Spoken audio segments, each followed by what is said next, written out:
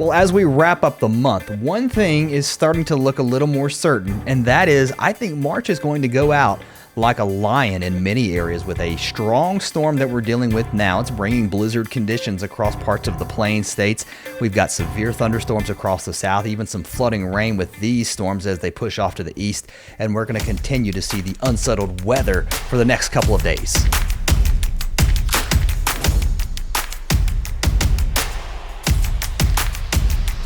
So let's go and start off with our massive storm that's moving through the country. It's going to bring severe weather not only to the south, but we're also watching parts of the Midwest heading into tomorrow afternoon, specifically parts of Indiana. I think maybe even as far south as Kentucky, Illinois, maybe even as far east as Ohio.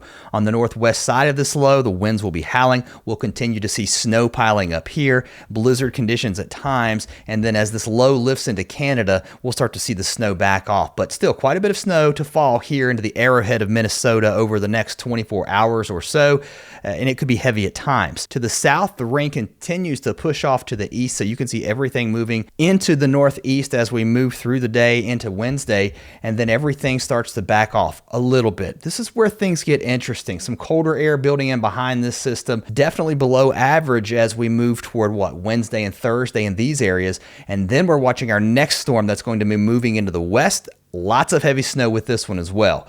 Now, heading into tomorrow, the chance for severe weather is on the table across the Gulf Coast and, as I said, here across parts of the Midwest, up into Michigan, even parts of Illinois, Indiana, parts of Kentucky, and Ohio.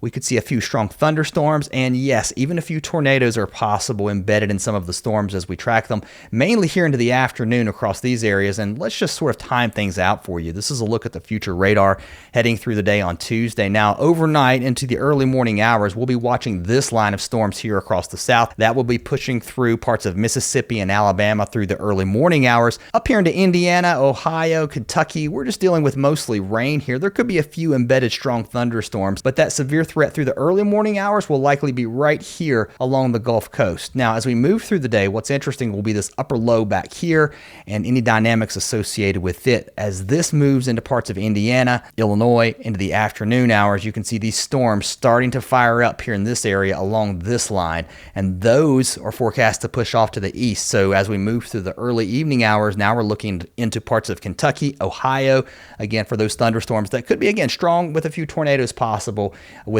a lot of wind shear in the atmosphere. That's the change of wind direction with height. Those thunderstorms start to weaken as they push off to the east. Will be a little more stable as most of the energy here pushes into Canada. We'll see a few showers along the east coast, and then things get interesting, and we're going to talk about that in just a moment. But still some snow to come. This is on top of what we've already seen, the heaviest here across the arrowhead of Minnesota over the next 24 hours or so. And I said it gets interesting. Let's track what's happening along the east coast. I've been watching this low here for the last couple of days. I'm going to show you 3 different models because Good Friday could be a little interesting to watch. This low has been trying to hug the coast for the last couple of days. The European has been consistent saying this is going to be out to sea. Now we're getting into late March, almost into April, so you really have to have some cold air to get snow out of this. I can tell you one thing, this is going to be, I don't want to call it miserably cold, but I guess for late March, yeah, it's going to feel gross heading into Friday across the Northeast. The question will be, how close will this low be to the coast? The European keeps things just out to sea. I want to switch over to the GFS because it paints a different story a little further to the west here. Here's your really cold air, and look how close it is to giving us a northeast snowstorm. In fact, the GFS says it's on from Connecticut up into Massachusetts, Vermont, New Hampshire, Maine, or at least parts of Maine, the inland areas. If you get along the coast, we're looking at mostly rain.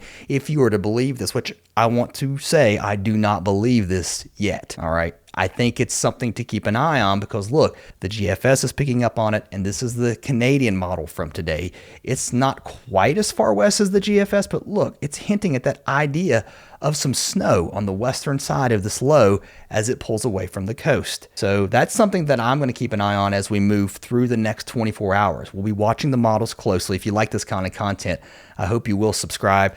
We talk about weather, we talk about models, all of these things. So we just passed 4,800 subscribers. So thanks to you guys for hitting that subscribe button. It helps the channel a lot. Across the west, this is the next storm that will impact pretty much all of you as we head into next week. It'll impact the west first. Now, again, we're going to not talk about this storm we just did. Let's talk about this across the west with that heavy snow now moving into the Pacific Northwest, into areas like Tahoe, into the Sierras, and then eventually into the Intermountain West. And look, another piece of energy moves into this area, into California, as we move into the weekend. And this is going to dump a lot of snow for the Sierras again, and then all of that starts to push off to the east, it looks like early next week. And this could mean the active weather pattern continuing for the next several days.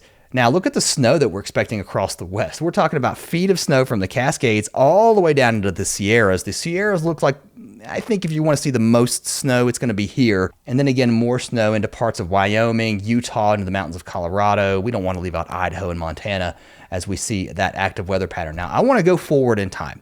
Keep in mind, I don't really even trust the weekend system. So how in the world am I going to trust what's going to happen next week? I don't know that I do, but what I do believe in, and I said it earlier, I think March goes out like a lion, but now we're into April. What's April coming in like? A joker here? I mean, good grief. Are we going to get more snow across parts of Michigan? Well, the GFS from this afternoon, again, we're looking 7 days from now out to next week.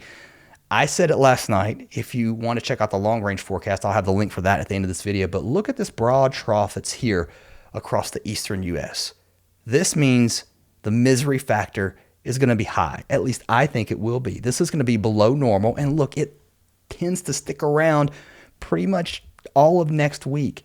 And I don't know that we see a snowstorm in the east. My gracious, we're into April. It wouldn't be unprecedented. It wouldn't be unheard of. I'm not saying that we're going to get that. But look, if I wasn't seeing this, I wouldn't show you. But I do want to go back to the previous run from last night. So let's back this up through that same time period as we move through Sunday. In fact, here's our weekend system. Look, last night, the GFS wasn't showing snow here in the Northeast. Again, that's why I'm not completely sold on it. Let's see a couple more runs, and then that gets refined. And we're honestly going to be getting into the medium-term range models, the NAM and so forth, in the next couple of days. So by tomorrow, especially into Wednesday, Friday will be a little more clear.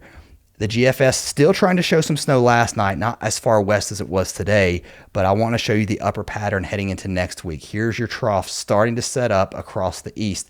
It comes in with this piece of energy across Michigan. Again, remember I said, are you joking me here around the 1st and 2nd of April? And then look, into next week, trough across the east. I think that's why we're below normal. Some ridging across the center part of the country. That may mean above average temperatures. And look at the west, just boom, boom, boom, staying active with storm after storm.